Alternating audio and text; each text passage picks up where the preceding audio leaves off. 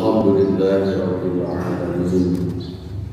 Wa bihi nasta'inu ala umuri dunya wa din. Ashhadu an la ilaha illallahul malikul haqqul mubin. Wa ashhadu anna Muhammadan abduhu wa rasuluhu as-sadiqul wa'dul amin. Allahumma salli ala Muhammadin khatamil anbiya'i wal mursalin wa ala alihi wa ashabihi ajma'in. Amma ba'd.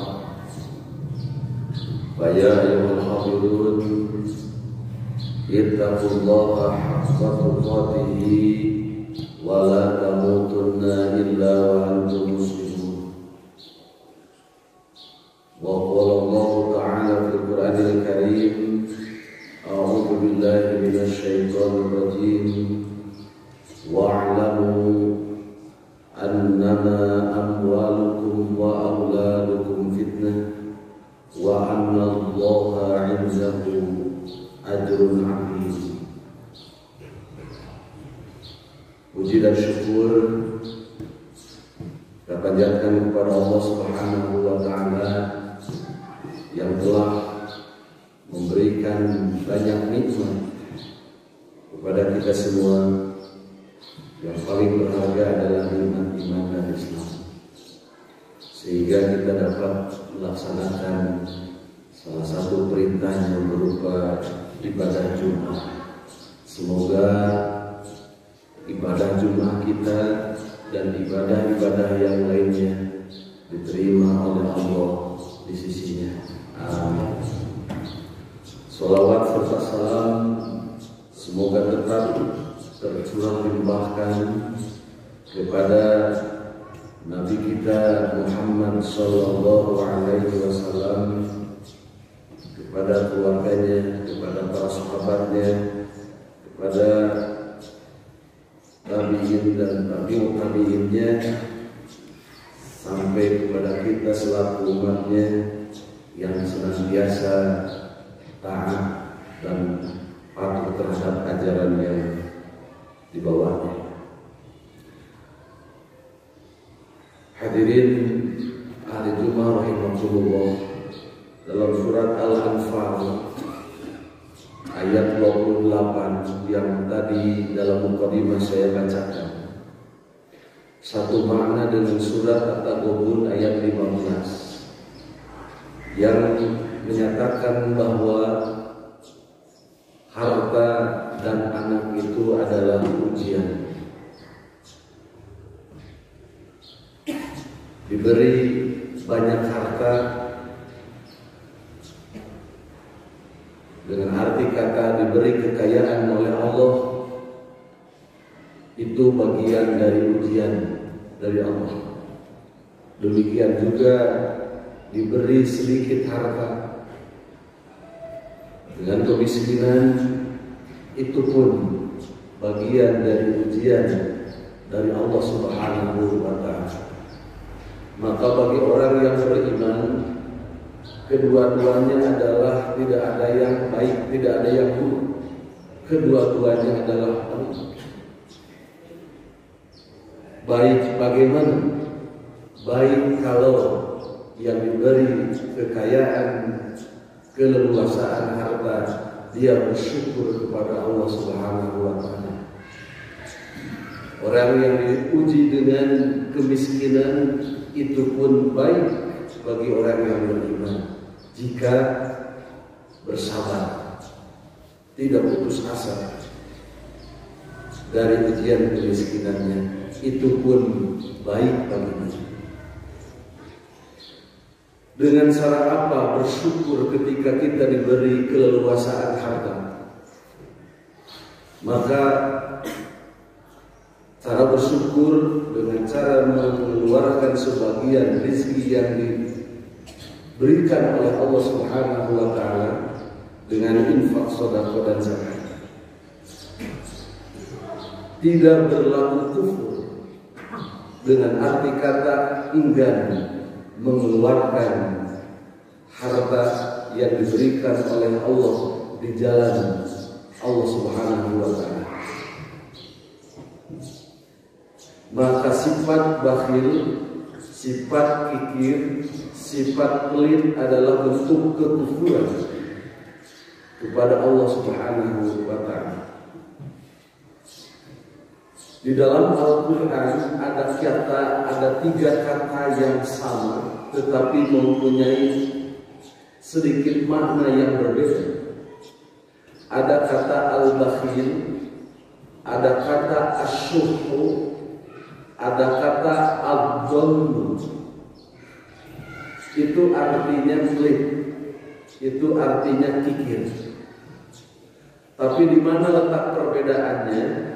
Dalam tafsir Al-Qurtubi dikatakan bahwa asyuhu asyadu minal bukhli, bahwa lafaz asyuhu dalam Al-Quran ada wa mayyu wasyuha, siapa yang dijauhkan dari sifat kikir dan pelit, faulaika humul, maka itulah mereka yang berbahagia.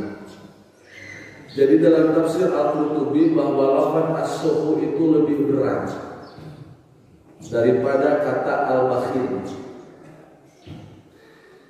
Masih dalam tafsir Al-Qurtubi dijelaskan bahwa al-bukhlu an yabkhulul insanu bima fi yadihi, bahwa sifat bakhil itu di mana orang enggan memberikan apa yang ada di tangannya, tidak mau memberi. Itu al-bakhil. Tetapi kata asyuhu, selain enggan memberi hartanya kepada orang lain, tapi an yasukha bima fi aydin nas yuhibbu an yakuna lahu ma fi aydihim. Dia menginginkan apa yang ada di tangan orang lain menjadi miliknya. Bil hilli wal haram, baik dengan cara halal maupun haram. Dengan kata lain, as-suhu itu kebakhilan yang disertai dengan kerakusan. Jadi bukan saja enggan memberikan kepada orang lain, tetapi apa yang ada di tangan orang lain ingin menjadi miliknya sendiri. Tanah itu harus saya beli, rumah itu harus saya beli, sampai dia menumpuk hartanya. Itu adalah asyuku, kebakhilan yang disertai dengan kerakusan. Sementara ad-dhannu itu adalah kikir, pelit, tapi bukan dalam harta. Sekalipun ada yang menafsirkan pelit dalam barang dagangan. Tetapi kalau mengacu kepada surat At-Takwir ayat 24, wa ma huwa 'alal ghaibi bidhanin, dan Nabi Muhammad itu bukan orang yang pelit. 'Alal ghaibi, kepada perkara yang gaib, artinya selalu memberikan informasi-informasi dari Allah Subhanahu wa Ta'ala. Wahyunya tidak ada yang disembunyikan, semuanya disampaikan kepada umatnya. Dengan kata lain, ad-dhannu itu kikir, pelit dalam menyampaikan ilmu. Dia tidak mau memberikan ilmunya kepada orang lain. Maka orang itu disebut yaktumunal ilma, menyembunyikan ilmu. Dan dalam Islam tidak boleh menyembunyikan ilmu. Mungkin ada yang ketika diminta ilmunya, apalagi yang berkaitan dengan bisnis, oh itu nggak bisa, ini rahasia perusahaan. Dalam kacamata Islam itu tidak ada istilah rahasia perusahaan. Ilmu apapun demi kebaikan, kemaslahatan itu tidak boleh ada yang disembunyikan, harus disampaikan. Oleh karena itu, Islam menyebar dari Jazirah Arab sampai kita di sini karena tidak ada ilmu yang disembunyikan, semua ditransfer ilmu sampai kepada kita semua. Hadirin ahli Jumat yang berbahagia, sifat bakhil itu adalah sifat yang tercela. As-suhu itu adalah sifat yang tercela. Bahkan ancamannya tidak tanggung-tanggung adalah dalam riwayat Ahmad dan Tirmidzi, la yadkhulul jannata bakhil, tidak akan masuk surga orang yang bakhil. Artinya bahwa ancamannya adalah tidak akan masuk surga. Tetapi banyak orang yang lebih mementingkan menjaga hartanya daripada menjaga kehormatannya. Menurut salah satu imam Ibnu Mumtaz mengatakan abkhulun nas bimalihi ajwaduhum bi'irdihi. Maksudnya sebakhil-bakhilnya orang adalah orang yang menjaga hartanya ketimbang menjaga kehormatan dirinya. Lebih baik mengorbankan harta, lebih baik menjaga hartanya, lebih baik mengorbankan dirinya sendiri. Qarun diabadikan oleh Allah Subhanahu wa taala dalam Al-Qur'an supaya menjadi pelajaran yang berharga bagi umat Nabi Muhammad bahwa sifat bakhil itu adalah kehancuran dunia dan akhirat, kebinasaan dunia dan akhirat. Bahkan Nabi mengatakan bahwa ma talaba malun bi barrin wala bahrin illa bihafzi zakat. Tidaklah suatu kekayaan yang dibinasakan di bumi dan di langit karena dia enggan mengeluarkan hartanya, enggan berinfak sedekah dan zakat. Maka Allah di dunia dia binasakan seluruh hartanya dengan cara apapun. Nanti di akhirat akan menjadi ular sujarul aqrab, ular gundul yang bertitik hitam di atas kedua matanya, yang bertaring, yang berbisa, lalu melilit seluruh tubuhnya sambil ular itu berkata, ana maluka ana kanzuka, aku ini adalah hartamu, aku ini adalah harta simpananmu dulu yang kamu simpan dan enggan mengeluarkan hartamu di jalan Allah. Maka nanti di hari kiamat dalam surat At-Taubah ayat 34 dikatakan, walladzina yaknizuna dhahaba wal fiddah wa la yunfiqunaha fi sabilillah wa basyirhum bi'adzabin alim. Dan orang-orang yang menyimpan emas dan peraknya lalu dia enggan berinfak mengeluarkan hartanya di jalan Allah, maka gembirakanlah mereka dengan azab yang sangat pedih. Kemudian dipanaskan emas dan perak itu di atas api neraka jahanam.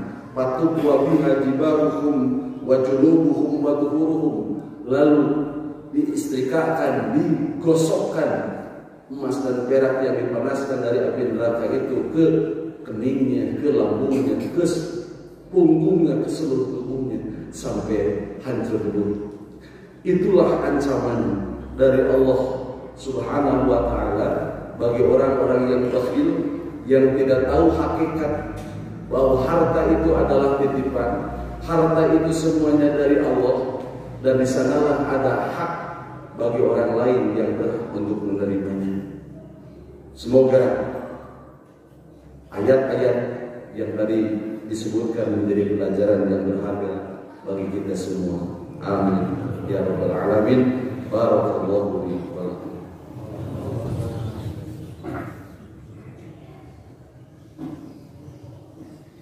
Alhamdulillahilladzi arsala rasulahu bil huda wa dinil haqq liyudhhirahu 'ala dini kullih walau karihal musyrikun.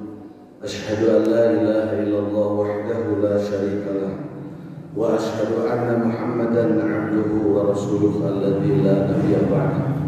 Hadirin dan jemaah rahimakumullah, sebaliknya dari sifat bakhil adalah ada beberapa dalam bahasa Arab yang artinya orang dermawan. Bahasa Sunda berehan. Itu.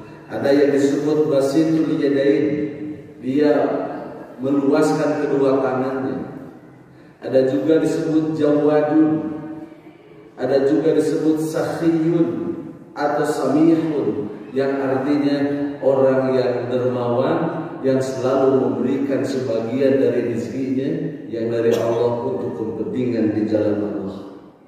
Maka untuk menutup dari khutbah Jumat ini, ada sebuah hadis yang diriwayatkan oleh Imam Tirmidzi di mana Rasulullah bersabda, "As-sakhiyyu qaribun minallah." Orang yang dermawan itu dekat dari Allah. Qaribun minal jannah, dekat dari surga. Qaribun minan nas, dekat dari manusia. Ba'idun minan nar, dan jauh dari api neraka. Wal bakhil, sedangkan orang bakhil itu ba'idun minallah, jauh dari Allah. Ba'idun minal jannah, jauh dari surga. Ba'idun minan nas, jauh dari manusia. Qaribun minal